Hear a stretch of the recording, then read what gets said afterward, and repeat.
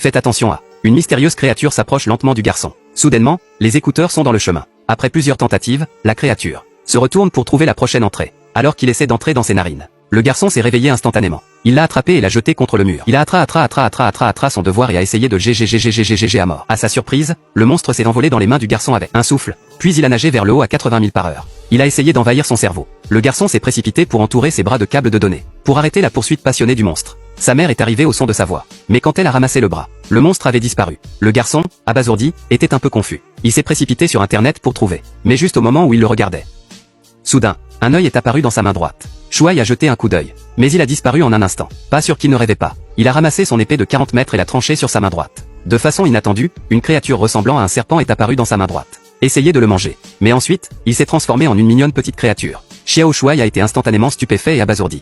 Il a regardé sa main droite avec horreur. Mais à ce moment précis, le monstre a parlé.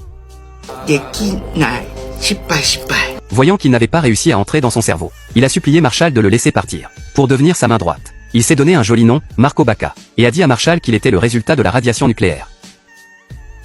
Et qu'il y avait d'innombrables frères et sœurs. Ils ont infiltré le cerveau des gens, faire partie de la société, déguisés en personnes normales.